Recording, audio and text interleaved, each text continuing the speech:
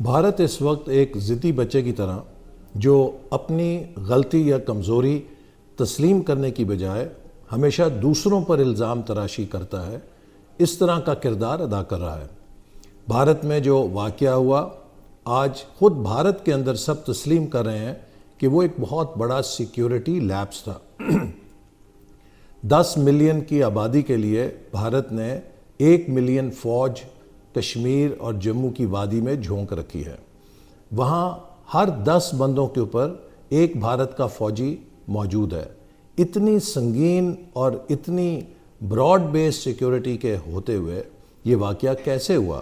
وہ لوگ اپنی کارروائی کر کے کس طرح گھومتے پھرتے جیسے پکنک سے جاتے ہیں آرام سے چلے گئے؟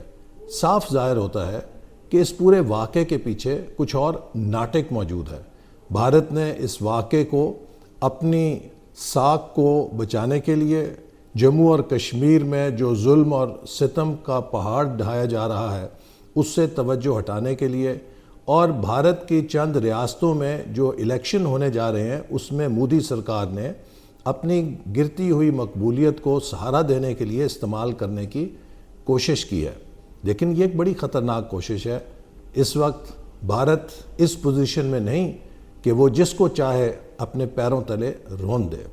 بھارت اگر پاکستان پر ایک پنچ لگائے گا تو اسے جواب میں 2 پنچ ملیں گے۔ پاکستان امن کا خواہاں ہے، ہم اس خطے میں امن چاہتے ہیں، لیکن ہماری امن کی خواہش کو اگر کوئی کمزوری سمجھتا ہے تو یہ اس کی بھول ہے۔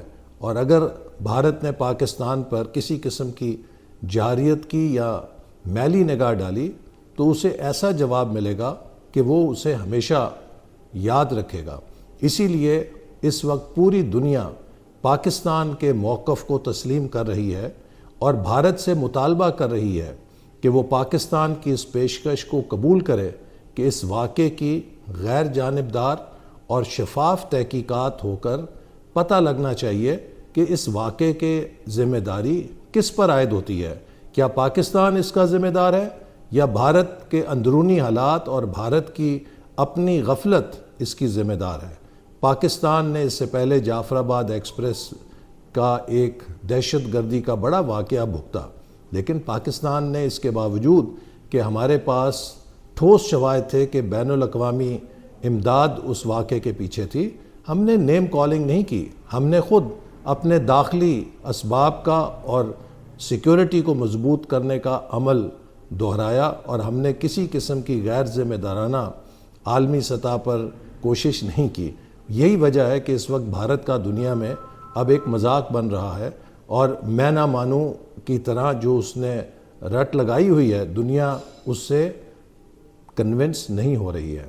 پاکستان اقوام متحدہ کی سیکیورٹی کونسل کے اجلاس میں اس واقعے کو لے جا کر اس بات کو بھی اٹھائے گا کہ کیا ان بین الاقوامی معاہدوں کو کوئی فریق یک طرفہ طور پہ ختم کر سکتا ہے جس پر کہ پاکستان کے 24 کروڑ عوام کے مستقبل اور فوڈ سیکیورٹی کا تعلق ہے، اور جس کی ضمانت بین الاقوامی برادری نے اور اداروں نے فراہم کی ہوئی ہے۔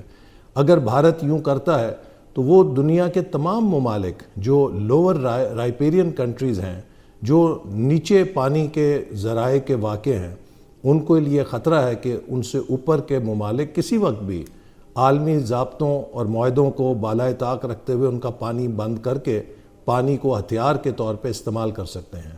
پانی کو ہتھیار کے طور پہ استعمال کرنا دراصل بھارت کی اخلاقی اور سفارتی دیوالیہ پن کا ثبوت ہے کہ اس کے پاس کچھ اور نہیں بچا، تو اب وہ پانی کو ہتھیار کے طور پہ استعمال کرنے پر اتر آیا ہے، اور اس کی نہ کوئی قانون اجازت دے گا، نہ ہی اس کی پاکستان اجازت دے گا کہ کوئی پاکستان کے حصے کے پانی کو روک سکے۔